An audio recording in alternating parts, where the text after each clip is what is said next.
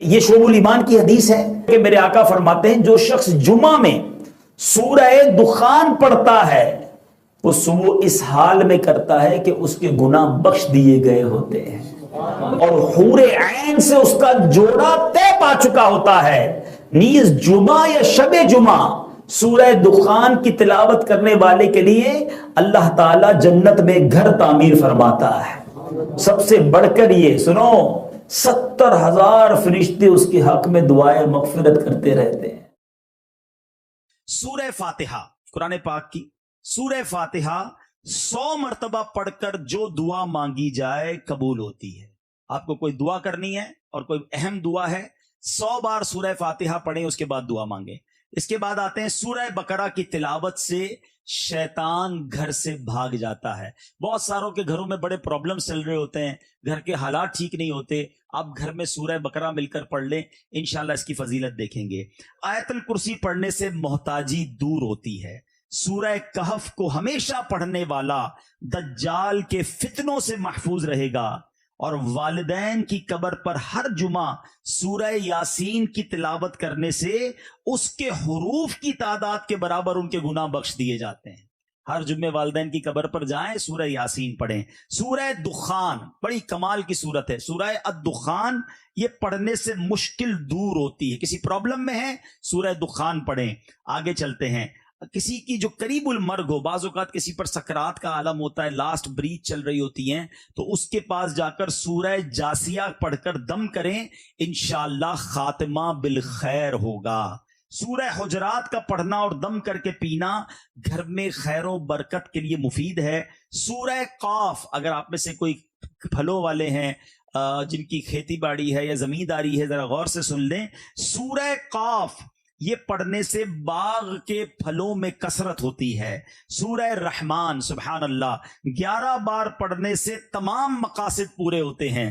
سورہ واقعہ جو شخص روزانہ پڑھے اسے کبھی فاقہ نہ ہوگا، سورہ واقعہ کی عادت ڈال لیں۔ سورہ ملک، سبحان اللہ، ہر رات سورہ ملک پڑھنے والا عذاب قبر سے محفوظ رہے گا۔ سورہ مزمل کو 11 بار پڑھنے سے ہر مشکل آسان ہوتی ہے۔ سورہ مدثر کو پڑھ کر، اگر ایسے بچے ہیں آپ کے گھر میں جو حافظ قرآن بن رہے ہیں یا آپ حفظ قرآن کرنا چاہتے ہیں، تو سورہ مدثر کو پڑھ کر حفظ قرآن کی دعا مانگی جائے تو قرآن کریم کا یاد کرنا آسان ہو جاتا ہے، سبحان اللہ۔ سورہ نازعات پڑھنے سے جاں کنی کی تکلیف نہیں ہوگی۔ سورہ دحا پڑھنے سے بھاگا ہوا آدمی واپس آ جائے گا۔ سورہ علم نشرح، جب آپ ٹریول پر جائیں یا آپ کا مال کسی کنٹری میں جا رہا ہے، شہر میں جا رہا ہے، تو سورہ علم نشرح کو جس مال پر پڑھ دیا جائے اس میں خوب برکت ہوگی۔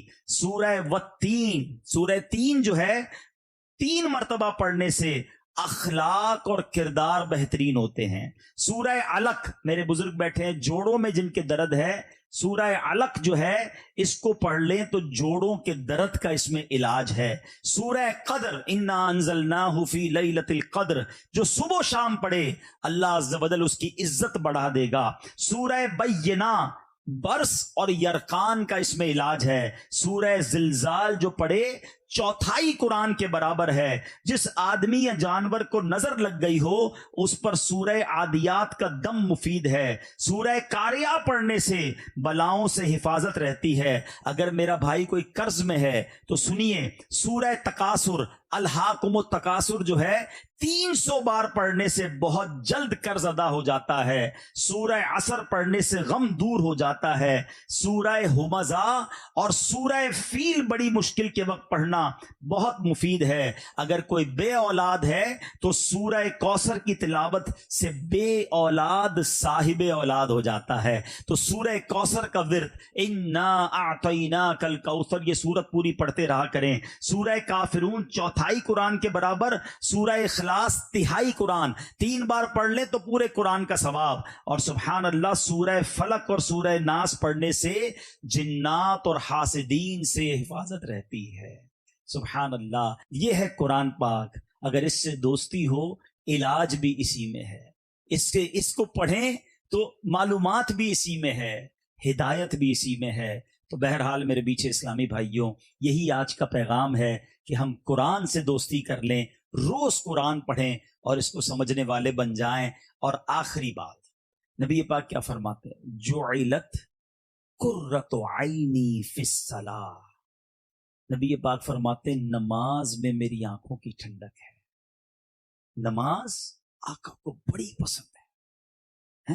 نماز مومنین کی معراج ہے کہ آج کے بعد ہماری کوئی نماز قضا نہیں ہوگی. وہ ذات جس کے سبب یہ کائنات بنائی گئی، میرے آقا علیہ الصلوۃ والسلام وجہ تخلیق کائنات ہیں. ان کے سبب ہی یہ کائنات بنی ہے. شاعر مشرق کیا خوب لکھتے ہیں، لوح بھی تو قلم بھی تو تیرا وجود الکتاب. لوح بھی تو قلم بھی تو تیرا وجود الکتاب. گنبدے آب گینا رنگ تیرے محیط میں حجاب. عالم آب و خاک میں تیرے ظہور سے فروغ. ذرائے ریگ کو دیا تو نے طلوع آفتاب. شوکت سنجر و سلیم تیرے جلال کی نمو. فقر جنید و بایزید تیرا جمال بے نقاب. شوق تیرا اگر نہ ہو میری نماز کا امام. میرا قیام بھی حجاب میرا سجود بھی حجاب. تیری نگاہ ناز سے دونوں مراد پا گئے. عقل غیاب و جستجو عشق حضور و اضطراب. وہ دانائے سبل ختم الرسل مولائے کل جس نے غبار راہ کو بخشا فروغ وادی سینا. نگاہ عشق و مستی میں وہی اول وہی آخر وہی قرآن وہی فرقان وہی یاسین وہی طٰہٰ.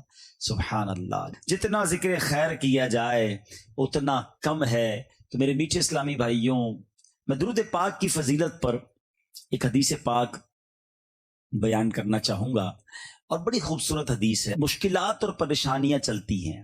نبی پاک علیہ الصلوۃ والسلام کا فرمان ہے جس کا مضمون ہے کہ تم میں سے کوئی شخص اگر کسی مصیبت میں ہو یا پریشانی میں ہو، اس کو چاہیے کہ وہ مجھ پر کثرت سے درود پڑھے، کہ درود جو ہے وہ مصیبتوں اور پریشانیوں کو لے جاتا ہے، مصیبتوں اور پریشانیوں کو دور کر دیتا ہے. تو اپنی عادت میں شامل کیجئے. چلتے پھرتے اٹھتے بیٹھتے درود پاک پڑھتے رہا کریں. انشاءاللہ آپ یقین کریں، آپ درود پاک جب ایبنڈنس کے ساتھ کثرت کے ساتھ پڑھیں گے نا، تو آپ اپنی آنکھوں سے دیکھیں گے کہ آپ کا ٹینشن ریلیز ہو رہا ہے، آپ کی پرابلم سالو ہو رہی ہیں. اگر میں بہت ساری حدیثوں کا مجموعہ کر کے اس سے اگر آپ کو ایکسٹریکٹ کر کے چند مدنی پھول پیش کروں تو اس کا مطلب یہ بنتا ہے کہ اگر آپ بیمار ہیں تو درود پڑھیے، پریشان ہیں تو درود پڑھیے، قرضے میں ہیں درود پڑھیے، روزگار کی پرابلم میں ہیں درود پڑھیے، کسی ٹینشن میں ہیں درود پڑھیے، آپ کسی پریشانی میں ہیں، اپنے آپ کو برڈن میں فیل کر رہے ہیں، درود پڑھیے. موت کے وقت نبی پاک کا دیدار چاہیے، درود پڑھیے. نزا کی سختیوں سے بچنا چاہتے ہیں، درود پڑھیے. آپ قبر کے اندر روشنی چاہتے ہیں، نور چاہتے ہیں، درود پڑھیے. محشر کے دن پل صراط پر ثابت قدمی چاہتے ہیں، درود پڑھیے. نبی پاک کی شفاعت چاہتے ہیں، درود پڑھیے. آقا کے ساتھ جنت میں جانا چاہتے ہیں، درود پڑھیے. اور سبحان اللہ مدینے جانا چاہتے ہیں، درود پڑھیے. سرور کائنات علیہ الصلوۃ والسلام کا دیدار کرنا چاہتے ہیں، پھر بھی درود پڑھیے. یہ ساری باتیں میں نے اپنی طرف سے نہیں بلکہ میں نے بہت ساری حدیثوں کو جمع کر کے اس کا یوں سمجھے عطر آپ کے سامنے پیش کر دیا ہے. اب مجھے بتائیے، بینگ اے مسلم ہمیں جو چاہیے وہ ساری باتیں تو میں نے بیان کر دی. روزگار میں برکت چاہیے، فیملی میں برکت چاہیے، بیماری سے بچنا چاہتے ہیں، دنیا میں ذلت و رسوائی سے بچنا چاہتے ہیں، آخرت کی خیر چاہتے ہیں، یعنی جو کچھ آپ چاہتے ہیں احادیث میں ایک ایک کر کے وہ سارے انعام بیان کیے میرے آقا علیہ الصلوۃ والسلام نے درود پاک کے فضائل میں. پھر بھی ہم نہ پڑھیں، اور افسوس یہ ہوتا ہے اتنے فضائل مگر پھر بھی بہت بڑی تعداد وہ ہے کہ بتائیے آج کے دن میں صبح سے لے کر شام تک کتنی بار آپ نے درود پڑھا؟ تو ہم بہت کم درود پڑھتے ہیں. ہمارے پاس بہت ساری چیزوں کے لیے ٹائم ہے، ہمارا موبائل فون ہمارے گھنٹوں لے جاتا ہے، مگر ہماری زبان پر ذکر و درود بہت کم آتا ہے. تو خدارا اپنے وقت کو قیمتی بنائیے. سچی بات یہ ہے کہ میرا اور آپ کا وقت قیمتی ہی جب ہوتا ہے جب ہمارا وقت اللہ اور اس کے رسول کے ذکر میں صرف ہوتا ہے. ایکچولی ہم اپنے وقت کو قیمتی اب بنا رہے ہیں. یہ وقت گزر رہا ہے نا، یہی قیمتی وقت ہے. اللہ ایسا وقت ہمیں بار بار نصیب فرمائے اور ہم اپنے شب و روز میں درود پاک کو شامل کریں. ایک بار محبت کے ساتھ بآواز بلند درود پاک پڑھ لیں. صلو علی الحبیب صلی اللہ تعالی علی محمد صلی اللہ علیہ وسلم. اللہ تبارک و تعالیٰ قرآن مجید میں ارشاد فرماتا ہے، نبی پاک کی گفتگو کی، مبارک گفتگو کی قسم یاد فرماتا ہے. اللہ فرماتا ہے وَقِيلِهِ يَا رَبِّ إِنَّ هَؤُلَاءِ قَوْمٌ لَا يُؤْمِنُونَ. ترجمہ، مجھے رسول کے اس کہنے کی قسم جو رسول پاک کا قول تھا، اللہ اس قول کی قسم ارشاد فرما رہا ہے. مجھے رسول کے اس کہنے کی قسم کہ اے میرے رب یہ لوگ ایمان نہیں لاتے. اللہ پاک نے اپنے محبوب پاک علیہ الصلوۃ والسلام کی عمر مبارک کی بھی قسم کھائی. اللہ نے قرآن میں فرمایا لعمرک انہم لفی سکرتہم یعمہون. ترجمہ، اے محبوب تمہاری جان کی قسم، بے شک وہ اپنے نشے میں بھٹک رہے ہیں. اللہ نبی پاک کی قول کی بھی قسم ارشاد فرما رہا ہے. اللہ نبی پاک کی عمر مبارک کی بھی قسم ارشاد فرما رہا ہے. اللہ کریم قرآن میں ایک جگہ نبی پاک کے شہر کی، نبی پاک کی راہ گزر کی قسم کیسے ارشاد فرماتا ہے؟ اللہ فرماتا ہے لا اقسم بہذا البلد، یعنی مجھے اس شہر کی قسم، وانت حل بہذا البلد، نبی پاک جس شہر میں رہتے ہیں اللہ اس شہر کی قسم ارشاد فرما رہا. ایک اور جگہ اللہ فرماتا ہے، ترجمہ، اس زمانہ محبوب کی قسم، نبی پاک کے زمانے کی قسم. اب ان چاروں آیتوں کو ذرا ذہن میں رکھیے گا اور بریلی کے تاجدار امام اہل سنت کا شعر سنیے. آپ کو اندازہ ہوگا کہ اللہ تبارک و تعالیٰ نے قرآن مجید میں کیسے نبی پاک کی نعت بیان فرمائی. سیدی اعلیٰ حضرت لکھتے ہیں وہ خدا نے ہے مرتبہ تجھ کو دیا، نہ کسی کو ملے نہ کسی کو ملا، کہ کلام مجید نے کھائی شہا، تیرے شہر و کلام و بقا کی قسم. تیرا مسند ناز ہے عرش بری، تیرا محرم راز روح امی، تو ہی سرور ہر دو جہاں ہے شہا، تیرا مثل نہیں ہے خدا کی قسم. اللہ اکبر. میں آج ساری رات آپ کو قرآن پاک کی آیتیں سناتا رہوں اور بتاتا چلوں کہ کہاں کہاں رب عز و جل نے نبی پاک کے ذکر کو کس طرح بلند فرمایا.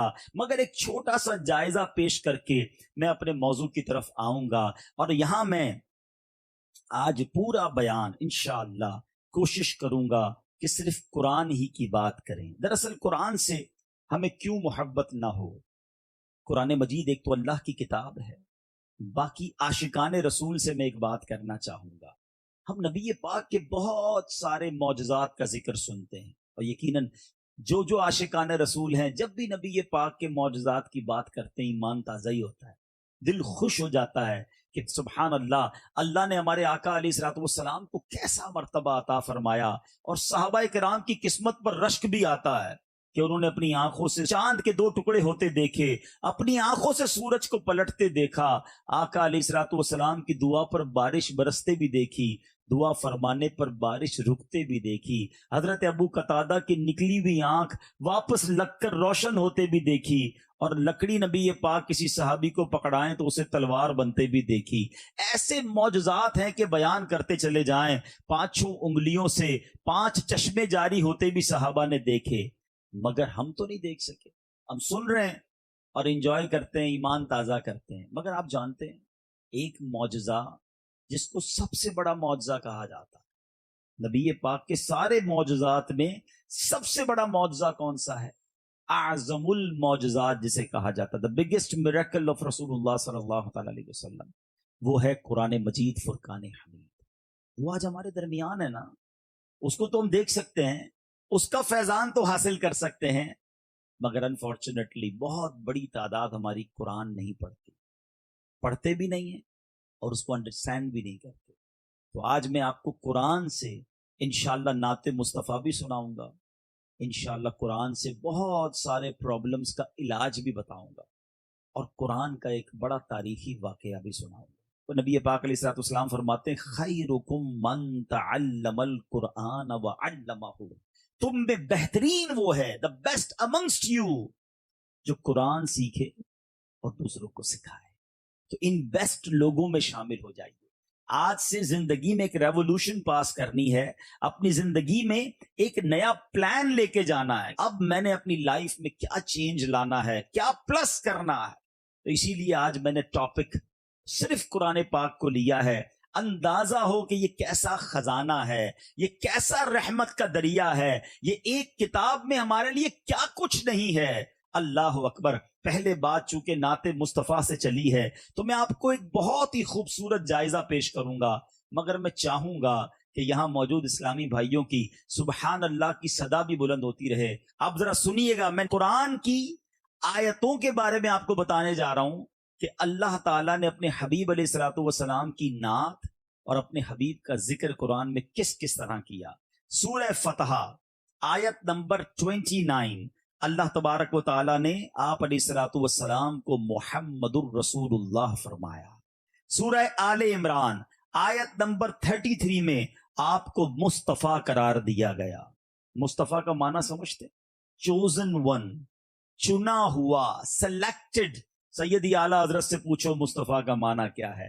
بریلی کے تاجدار کہتے ہیں ذات ہوئی انتخاب، وصف ہوئے لاجواب۔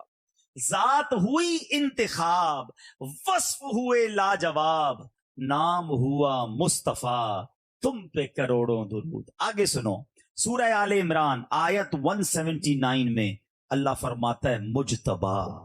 سورہ جن آیت نمبر 27 میں آپ کو مرتضی کے لقب سے یاد کیا گیا۔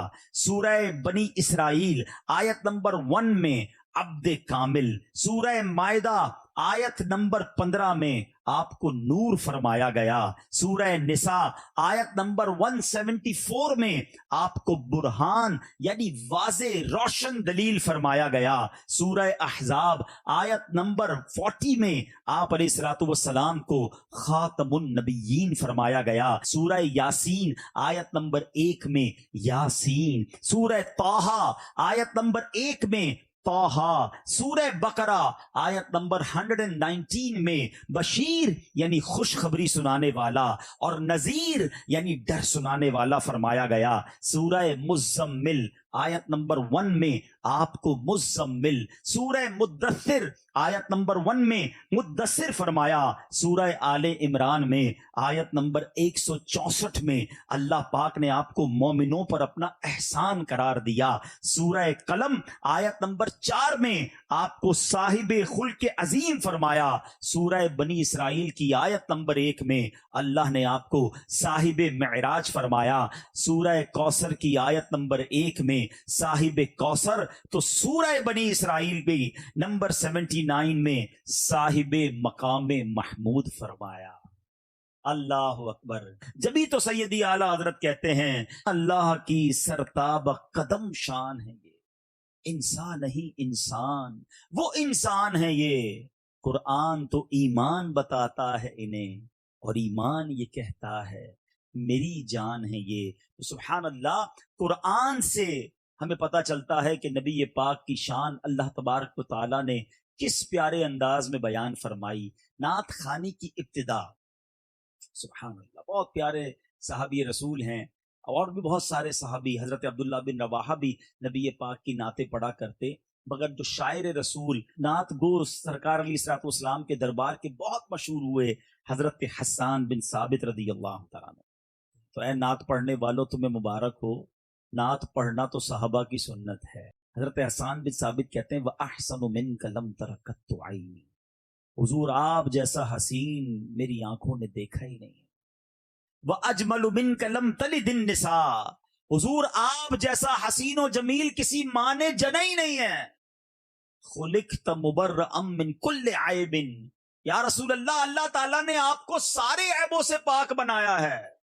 कअन्नक कद खुलिक़्त कमा तशा, हुजूर आपको रब ने ऐसा बनाया है जैसा आप चाहते थे। सहाबी रसूल की नात है ये।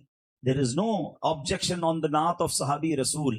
अब मैं इन चारों अशार के सामने आज की नात ख्वानी के कुछ अशार रख देता हूं ताकि आपको क्लेरिफाई हो जाए।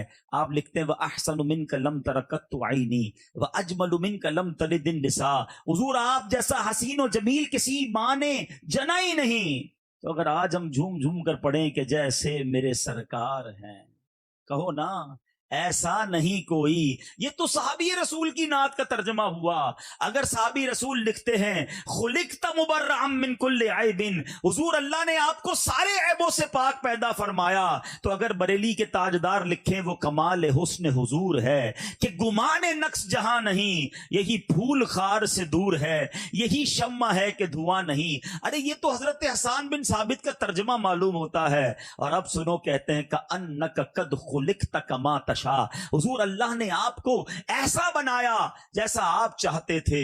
तो अगर मेरे आला हजरत लिख दें कि खुदा की रिजा चाहते हैं दो आलम, खुदा चाहता है रिजाए मोहम्मद सल्लल्लाहु ताला अलैहि वसल्लम, तो ये वही अकीदा है, ये वही ख्याल है जो सहाबाए किराम के जमाने से जारी है और आज भी मुसलमानों में ऐसा ही है। अल्लाह पाक हमें मरते दम तक नबी पाक के गीत गाने वालों में शामिल रखे, सरकार के चर्चे को बुलंद करने वालों में हमें शामिल रखे। क्या खूबसूरत इल्तिजा।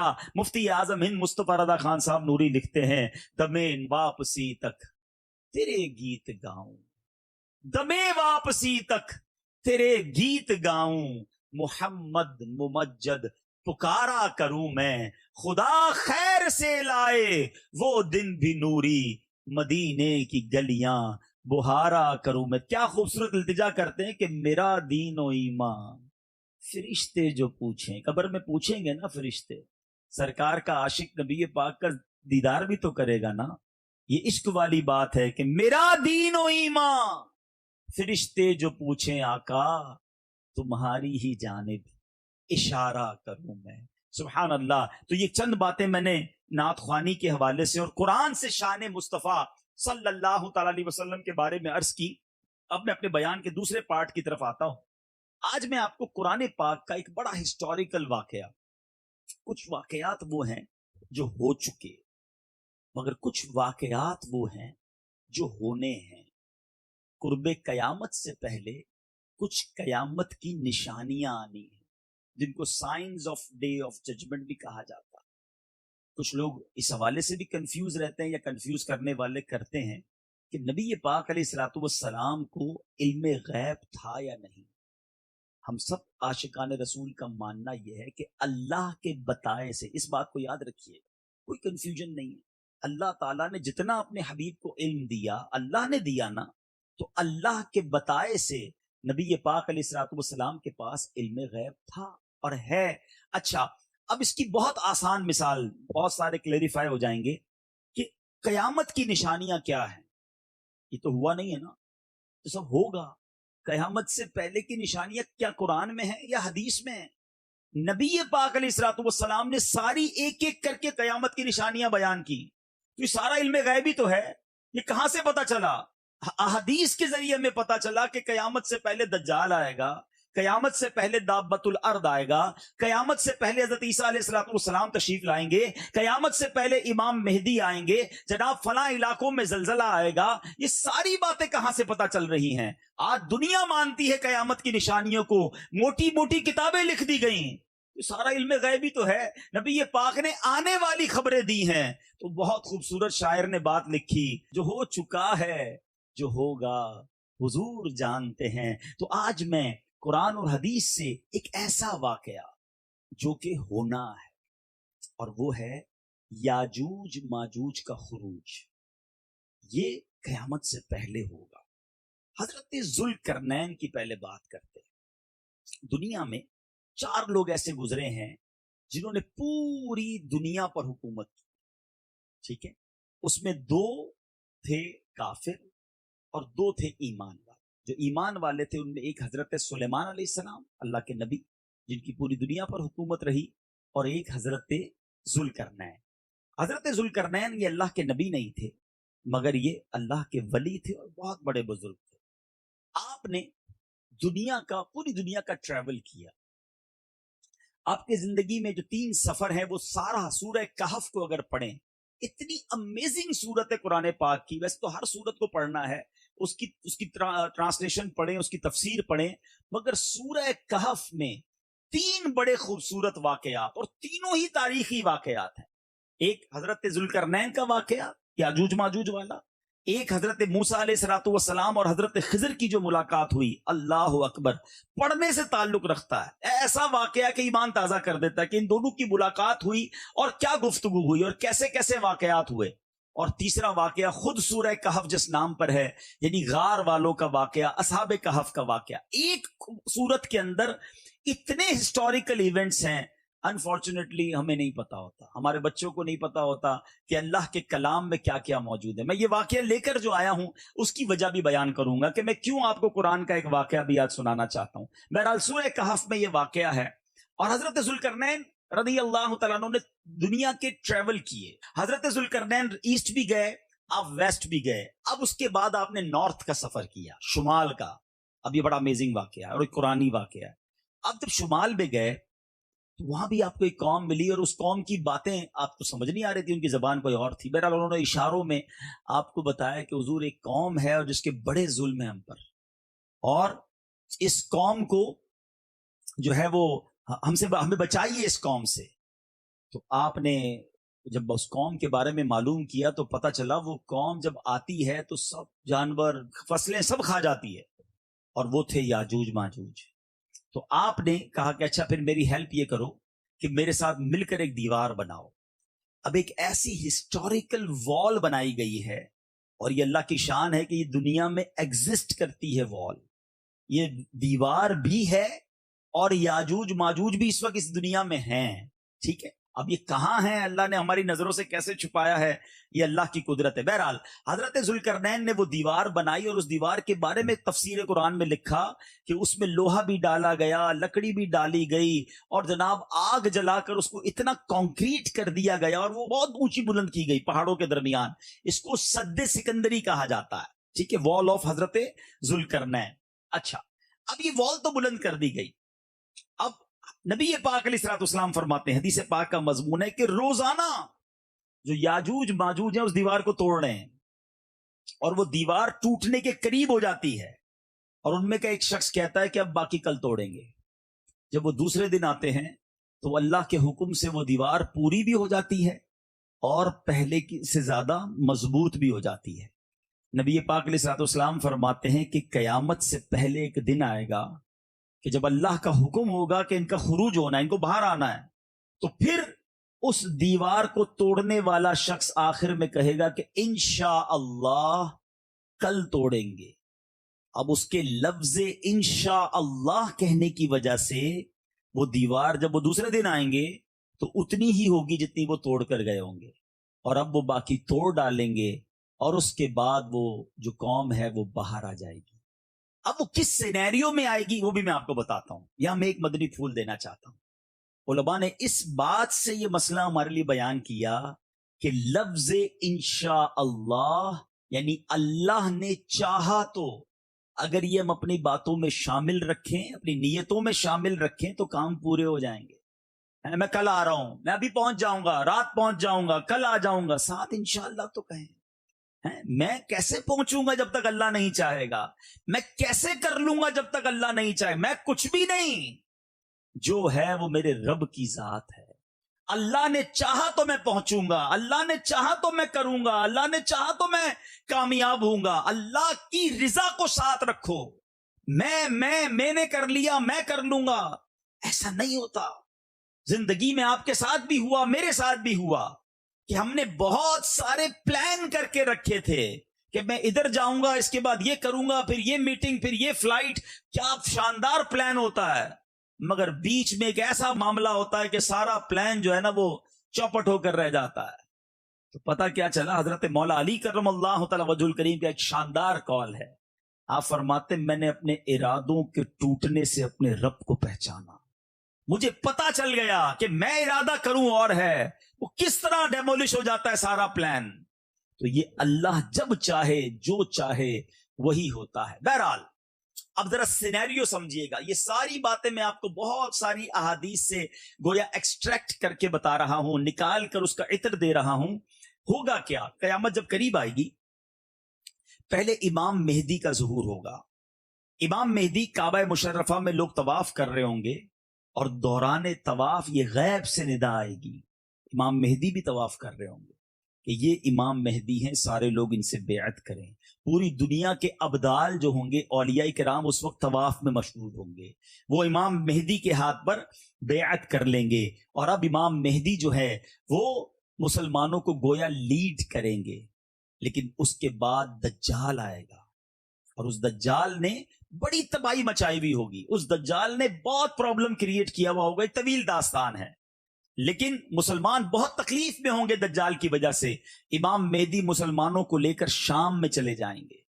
اور سبحان اللہ, اب ذرا سوچئے گا حدیث میں کتنی ڈیٹیل کے ساتھ نبی پاک نے گویا اس طرح قیامت کی نشانیاں بیان کی ہیں کہ اگر میں آپ کو ایک ایک نشانی بیان کرنا شروع کروں تو ایسا لگتا ہے کہ ہماری آنکھوں کے سامنے کوئی ویڈیو چل رہی ہے کہ کیسے قیامت طاری ہوگی. نبی پاک نے اتنا ڈیٹیل بیان کیا. جو لوگ سیریا گئے ہیں یا نہیں گئے تو انٹرنیٹ پر سرچ کیجئے گا, ڈیمسکس کی جامع مسجد دمشق, نبی پاک علیہ الصلوۃ والسلام نے فرمایا فجر کی اذان ہو چکی ہوگی, لوگ صفے بنا کر بیٹھے ہوں گے, مسجد ہوگی جامع مسجد دمشق. اور اللہ کے حبیب فرماتے ہیں کہ اذان کے بعد آسمان سے جامع مسجد دمشق کے مشرقی مینارے پر حضرت عیسیٰ علیہ السلام آسمان سے نازل ہوں گے. میں اس مسجد میں بھی گیا ہوں اور اس مسجد کا وہ مینارہ کلوز کر دیا گیا, جنگلہ لگا کر بند ہے. اب صرف وہ مینارہ اسی دن کھلے گا جب حضرت عیسیٰ علیہ السلام جو ہیں آسمان سے اس مینارے پر نزول فرمائیں گے. نبی پاک فرماتے ہیں کہ وہ اس مینارے پر آئیں گے, احادیث کا مضمون ہے, اور پھر آئیں گے تو امام مہدی عرض کریں گے حضور آپ فجر پڑھائیں. حضرت عیسیٰ علیہ السلام چونکہ اب امتی بن کر آئیں گے تو اب امام مہدی ہی کو آگے کریں گے, امام مہدی جماعت کروائیں گے. اس کے بعد حضرت عیسیٰ علیہ السلام دجال کو قتل کریں گے اور مسلمانوں کے اندر ایک سکون کی یوں سمجھے کہ بات برپا ہوگی. مگر اب فوراً اس کے بعد کچھ دنوں کے بعد یاجوج ماجوج کا خروج ہو جائے گا. یہ کیسا وقت ہوگا؟ حضرت عیسیٰ علیہ السلام کو حکم ہوگا کہ مسلمانوں کو لے کر کوہ طور پر چلے جائیں. آپ کوہ طور پر چلے جائیں گے اور یاجوج ماجوج اس دنیا میں وہ تباہی مچائیں گے کہ وہ انسان, کیڑے مکوڑے, تمام چیزوں کو ختم کرتے ہوئے چلے جائیں گے. یہاں تک لکھا گیا کہ ایک بہت بڑا دریا ہوگا. یاجوج ماجوج کی ایک قوم بحر تبریہ اس کو کہا جاتا ہے, اس سمندر کے اس کنارے سے جب گزریں گے اور جب دوسری جماعت گزرے گی تو ان کو لگے گا یہاں پانی ہی نہیں تھا, وہ سارا پانی پی جائیں گے. جب پوری دنیا کے لوگوں کو وہ مار دیں گے, صرف مسلمان کوہ طور پر ہوں گے, تو اب ان ظالموں کے دماغ میں یہ آئے گا کہ زمین والوں کو تو مار دیا, اب چلو آسمان والوں کا قتل کریں. اب وہ آسمان کی طرف تیر چلائیں گے اللہ کی طرف سے. اب آپ غور کریں کہ وہ کہتے ہیں نا حکمت الہی, ظالموں کو اللہ ڈھیل دیتا ہے. ان کے تیر جو آسمان سے واپس آئیں گے نا وہ خون والے ہوں گے, یعنی وہ فیل کریں گے کہ معاذ اللہ ہم نے آسمان والوں کو بھی قتل کر دیا. اور اب جب ان کا ظلم زوروں پر ہوگا, اب حضرت عیسیٰ علیہ السلام دعا کریں گے مسلمانوں کے ساتھ, اور اب اللہ تعالیٰ ان ظالموں کی گردنوں میں ایک ایسے کیڑا پیدا کر دے گا جس سے وہ, ان کی تعداد کتنی ہوگی یہ بھی ایک سوال ہے, حدیث پاک کا مضمون ہے. روایتوں میں آتا ہے کہ یاجوج ماجوج جو ہیں وہ انسانوں سے 9 ٹائم زیادہ ہوں گے, یعنی 10 اگر حصے کیے جائیں اس دنیا کے تو ایک حصہ انسان ہوں گے, 9 ٹائمز وہ ہوں گے. تو اب اتنی بڑی تعداد میں وہ ہوں گے کہ ان کی گردنوں میں کیڑے پیدا ہوں گے اور وہ سارے کے سارے مر جائیں گے. حضرت عیسیٰ علیہ السلام جب کوہ طور سے نیچے آئیں گے تو اس زمین پر کوئی جگہ ہی نہ ہوگی, اتنی لاشیں پڑی ہوں گی اور ان کی بدبو ہوگی. آپ دعا کریں گے تو اللہ پاک کچھ پرندوں کو بھیجے گا, جو پرندے ان یاجوج ماجوج کو اٹھا کر جدھر رب چاہے گا ادھر چلے جائیں گے. پھر بہت زبردست بارش ہوگی، زمین فصلیں اگائے گی، گویا زمین کی کلیننگ ہوگی، اور پھر اسلام کا دور دورہ ہوگا۔ میرے بیچ اسلامی بھائیوں، یہ ساری باتیں کتابوں میں موجود ہیں۔ قیامت کی نشانیوں پر جو آپ حدیثیں پڑھیں گے، اور میں نے آپ کو جو سورہ کہف کی بات کی ہے وہاں جائیں تو وہاں ڈیٹیل سے یہ واقعات موجود ہیں۔ اللہ تبارک و تعالیٰ نے قرآن مجید فرقان حمید میں یاجوج ماجوج کے بارے میں بھی کیا خوب ارشاد فرمایا۔ بس اللہ کرے کہ ہم قرآن پڑھنے والے بن جائیں اور اس پر عمل کرنے والے بن جائیں۔ اب یہاں اس واقعے سے جو سبق ملتا ہے وہ کیا ہے؟ میں پہلے میسج دے دوں، پھر میں قرآن سے کچھ علاج بھی بیان کروں گا۔ جو میسج ہے کہ ظالم جو ہوتے ہیں نا، ان کا انجام ہمیشہ برا ہوتا ہے۔ یہ لوگ یاجوج ماجوج کے بارے میں یہ بھی لکھا گیا کتابوں میں کہ یہ جہنم کا عذاب بھی پائیں گے، کیونکہ نبی پاک علیہ الصلوۃ والسلام نے ان کو اسلام کی دعوت بھی پیش کی تھی، مگر یہ اسلام نہیں لائے۔ تو اے میرے میٹھے اسلامی بھائیوں، ظالم کا جو انجام ہوتا ہے نا، وہ ہمیشہ دردناک ہی ہوتا ہے۔ ہم اس آقا کے امتی ہیں کہ جو معاف کرنے والے، درگزر کرنے والے، بدلہ لینے والے نہیں، فارگیو کرنے والے۔ ہم کلام بھی تو پڑھتے ہیں نا، سلام اس پر کہ جس نے گالیاں سن کر دعائیں دی، سلام اس پر کہ جس نے خون کے پیاسوں کو کبائیں دی۔ آقا جانی دشمن کو معاف کر دیتے، اور ہم چھوٹی چھوٹی بات پر دشمنیاں سٹارٹ کرتے ہیں۔ فلاں کو تو نہیں چھوڑوں گا، فلاں سے تو بدلہ لوں گا، اس کو تو میں بتاؤں گا میں کون ہوں۔ نہیں میرے پیچھے اسلامی بھائی، آپ نے درگزر کرنا ہے، آپ نے دشمنی نہیں پالنی، معافی دینی ہے، اور ظلم کبھی نہ کریں۔ یاد رکھیے گا، زندگی ایسی گزارو کہ کسی کو میری وجہ سے تکلیف نہ ہو۔ میں آپ کو اپنے آقا علیہ الصلوۃ والسلام کی ایک حدیث سناتا ہوں۔ اللہ کے حبیب علیہ الصلوۃ والسلام فرماتے، من آذا مسلمن فقط آذانی، جس نے کسی مسلمان کو تکلیف دی، نبی پاک فرماتے اس نے مجھے تکلیف دی۔ اب یہاں یہ شرط نہیں ہے کہ میں اپنے رشتہ دار کو تکلیف نہ دوں، باقی اپنے ملازم کو جتنی چاہے تکلیف دوں، اپنی ماں کو تکلیف نہ دوں، اپنی بیوی کو چاہے جتنی تکلیف دے دوں، نہیں، اپنے گھر والوں کو تکلیف نہ دوں، سسرال والوں کا بے شک بیٹا غرق کر دوں۔ تمام مسلمانوں کے لیے فرمایا من آذا مسلمن مطلقاً، تمام مسلمانوں میں سے کسی کو تکلیف نہیں دینی۔ کیوں؟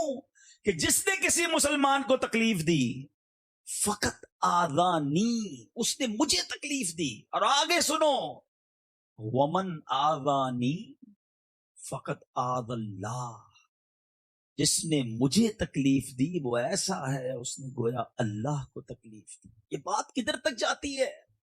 کوئی غریب ہمارا ملازم، کوئی غریب ہمارا یوں سمجھیے ملاقات کرنے والا، بعض اوقات روڈ پہ لوگ کھڑے ہوتے ہیں، مسجد میں ہوتے ہیں، لوگ انہیں گھانسی نہیں ڈالتے، اور جو منہ میں آتا ہے بول دیتے ہیں، کہتے ہیں یار یہ تو چھوٹا آدمی ہے کیا کرے گا۔ نہیں، کوئی چھوٹا نہیں ہے۔ یاد رکھیے گا، اگر کسی پر ظلم کیا نا اور اس کے دل سے ہائی نکل گئی، اللہ مظلوم کے ساتھ ہوتا ہے۔ اس غریب میں بڑا پاور ہے، جب وہ ہاتھ اٹھائے گا تو بڑے بڑے تخت تاراج ہو جاتے ہیں، چلتی زندگی برباد ہو جاتی ہے۔ بلکہ میں مشورہ دوں گا آپ کو، اگر کبھی زندگی میں ایسا فیل ہونا کہ یار every thing is going good, صحت بھی اچھی تھی، کاروبار بھی بڑا سیٹ تھا، فیملی بھی بڑی ہیپی تھی، اب اچانک کچھ گڑبڑ ہو رہی ہے، ایک ایک کر کے چیزیں خراب ہو رہی ہیں، سب چیزیں ڈسٹرب ہو رہی ہیں، تو فوراً چیک کرو کسی کو تکلیف تو نہیں دیتی، کسی پر ظلم تو نہیں ہو گیا، کسی کا حق تو نہیں مار لیا۔ ہاں یاد رکھنا، اگر ہائے لگی ہوئی ہے نا تو ایک ایک کر کے سب چیزیں چلی جائیں گی۔ دعائیں لو، ہائے نہ لو۔ ہاں، زندگی ایسی گزارو کہ لوگ آپ کے پیچھے ہاتھ اٹھا کر دعا کریں۔ زندگی اس چیز کا نام نہیں ہے کہ میں کپڑے کتنے شاندار پہنتا ہوں، گھر کتنا اچھا، یا گاڑی کتنی قیمتی ہے۔ زندگی اس کی شاندار ہے کہ جب اس کا نام لو تو چہرے پہ مسکراہٹ آتی ہے کہ نہیں، اس کے لیے ہاتھ اٹھتے ہیں، دعا کے لیے نہیں۔ یہ زندگی گزارو۔ کچھ لوگ ایسے بھی ہوتے ہیں، دنیا سے جاتے ہوں گے تو لوگ کہتے ہوں گے چلو بھائی جان چھوٹی، بھائی بڑا تکلیف دیتا تھا، ہر وقت دیکھو ڈانٹتا ہی رہتا تھا، لڑتا ہی رہتا تھا، رو بھی جماتا تھا، غرور ہی کرتا تھا۔ نہ گزارو ایسی زندگی، ظالم اللہ کو پسند نہیں ہے۔ نبی پاک کے امتی ہو، سافٹ